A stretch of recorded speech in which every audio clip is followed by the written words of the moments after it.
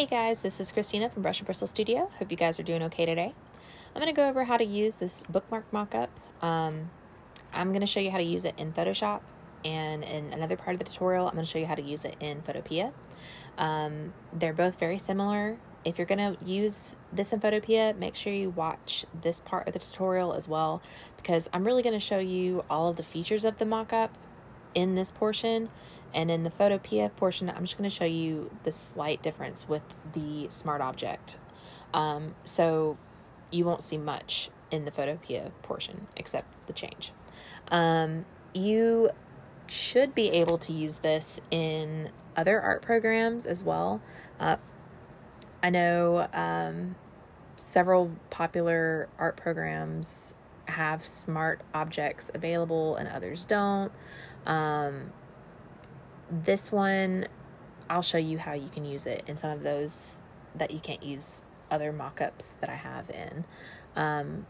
Like my Tumblr mockups, you can't use in anything other than Photoshop and Photopea, I believe, because it's got a warp and a smart object feature, and those aren't available in other art programs.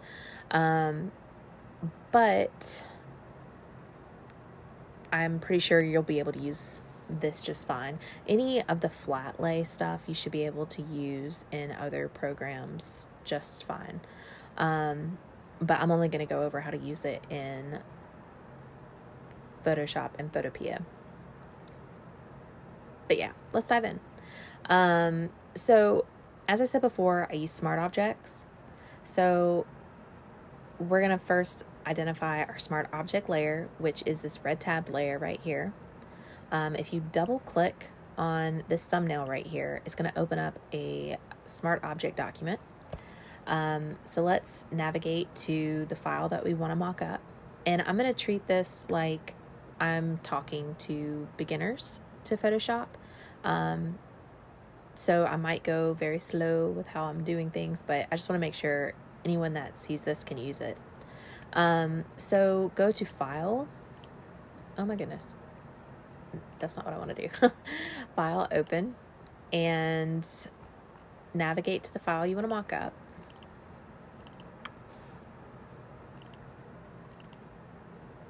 And we want to get this design into the Smart Object document. To do that, you want to first select all. And you will do that by pressing Control A or getting this marquee tool right here, and you can drag and drop it. And you know it's all selected when you see the marching ants all across the outside of your design. Now we want to copy it, and you'll do that by pressing Control C or going to Edit and Copy. Now you can close out of this, and once you're back in the Smart Object document, you can press Control V or go up to Edit and press Paste. Now, if your bookmarks are sized differently than what I size mine at, your design may or may not fit in here as soon as you load it in. So to resize your design, you can press Control T or go up here to Edit and go to Free Transform. And you'll see these little anchor points on here. Now, a little side note, if you want me to resize this for you so you don't have to do this part with the resizing, I can resize your canvas for you so you don't have to worry about that. Just send me a message and I'll resize it for you, and I'll save it as your own special file. I have no problem doing that for you guys. But this is what I size mine for. So if you want to just resize the design, you'll go to Free Transform with this, and then you just drag and drop from these anchor points. Any one of these anchor points will work. Now, as you see, it's resizing all sides at once. So if you look up here, you've got your width and your height, and you've got this little link button right here that's checked. And that being checked is meaning that it's all going to do it at one time. So if you uncheck that, it'll let you do just one side at a time, which really comes in handy. But I honestly don't like wasting my time going up here to go click a button. If I can make things go as fast as I can, I will, because I spend way too much time in Photoshop already. So if you will hold shift down while you're working, it'll do the opposite. And it's the same, like if this is not checked and you hold shift, it'll suddenly start constraining things. It'll link the sides. So it just does the opposite of what the link is set for. But once you're happy with how it is sized, you can press this check mark up here, or you can press enter, and it'll accept the changes of the pre-transform.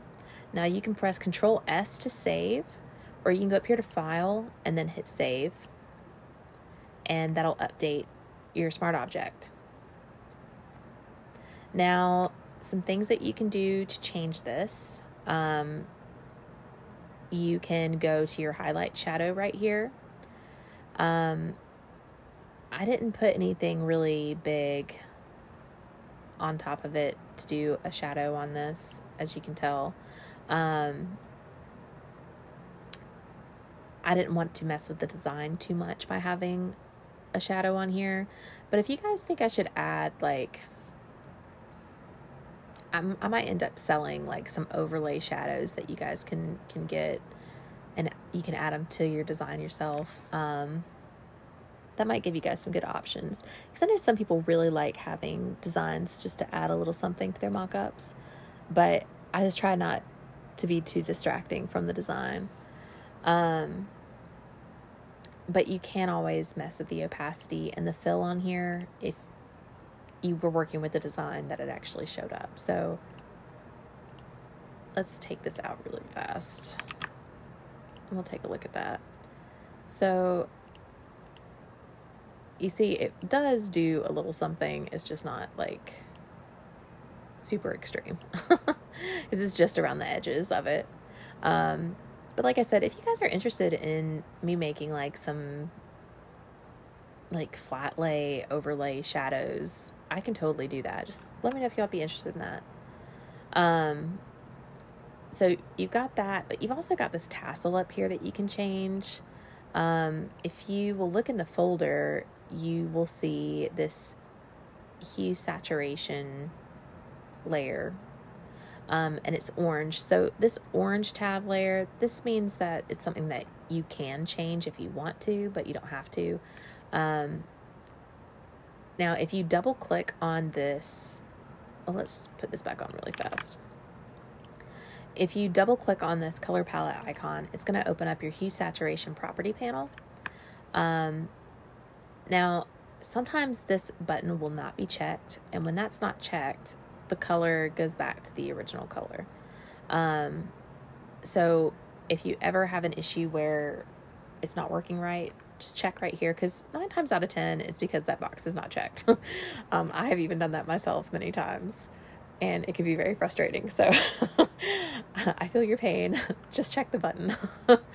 Now to change the color, you can mess with this little tab under the slider, and you just drag and drop wherever you want it to go.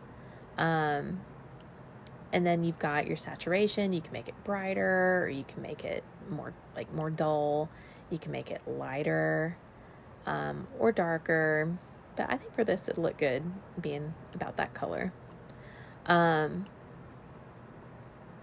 you've got, let's say, your extra highlights and shadows right here. These are some other filters that I used, and you're welcome to mess with these, but they do affect everything in this mock-up. So you've got to be kind of careful when you turn this on, and start messing with it. So let's turn it on, and as you see, I think it pops a lot more with this on. So I personally like it. But if you want to mess with it, you can double click on the icon, just like we did with that color palette earlier, and it's going to open up the property panel. And just like we did before, you're going to drag and drop, but you see it will affect everything on here. So be careful when you mess with it. Then you've got your drop shadow. You can change the opacity and fill on. So like if you want like, I feel like when there's not a design in here, you can really see the drop shadow behind it.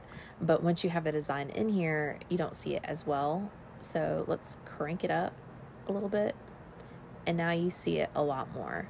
Another thing you can do is if you have the move tool selected, you can move the shadow however you want. Next, we've got our background options. So as you can see, I've got another optional thing that we can change for backgrounds, and it's another color changing feature.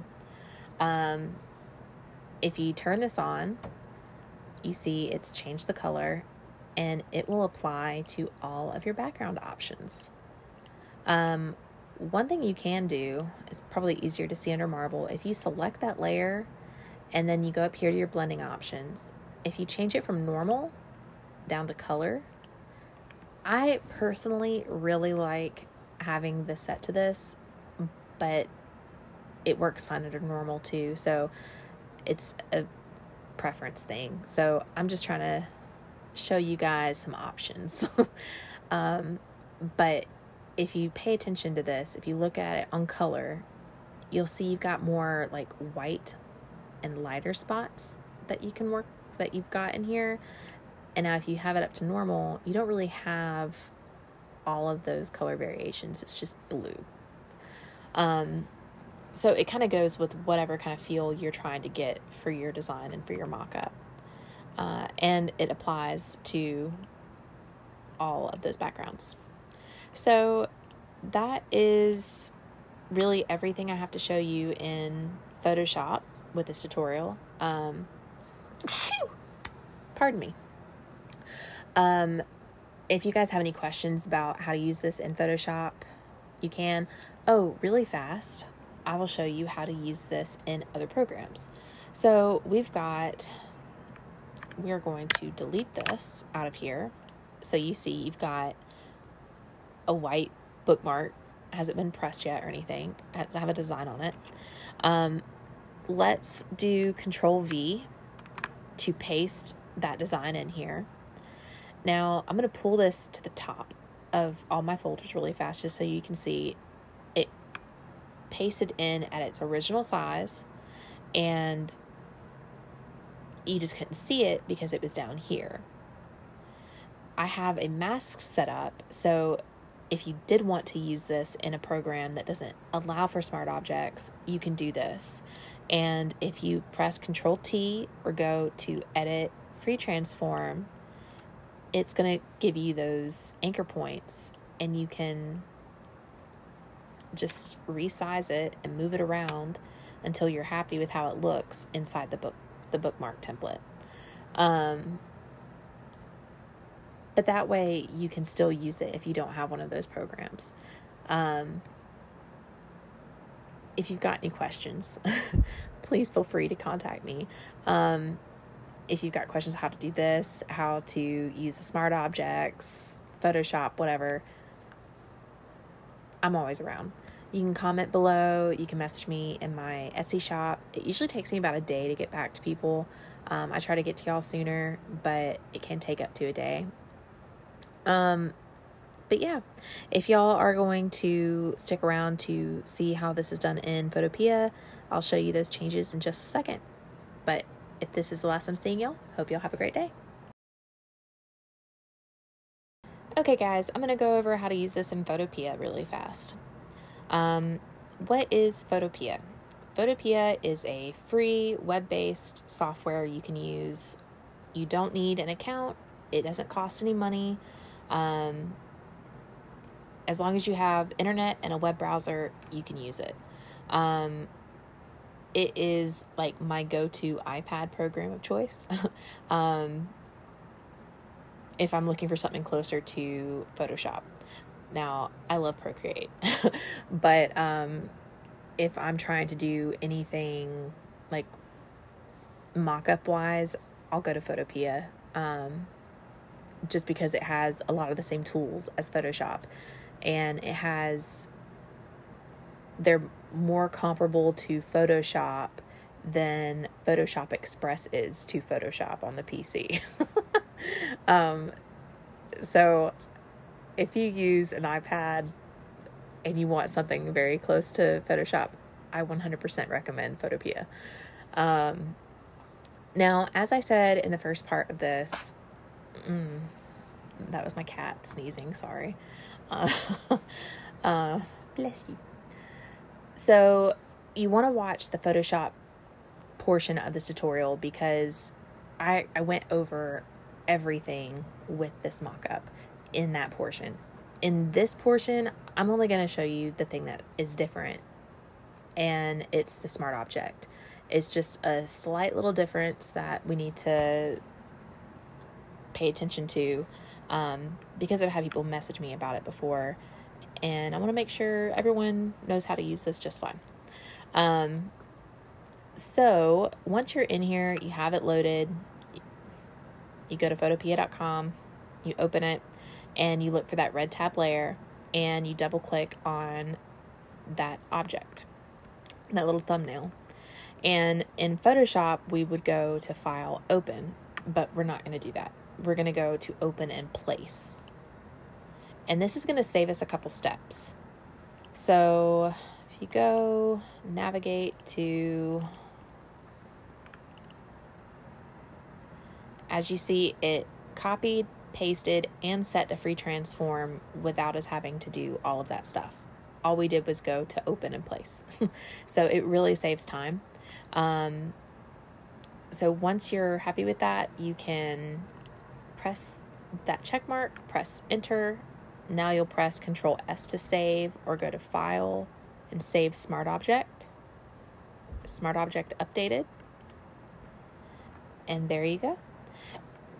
Everything else is the same. So you can recolor your background, you can recolor the tassel, mess with your shadows and highlights, all that stuff, the exact same way.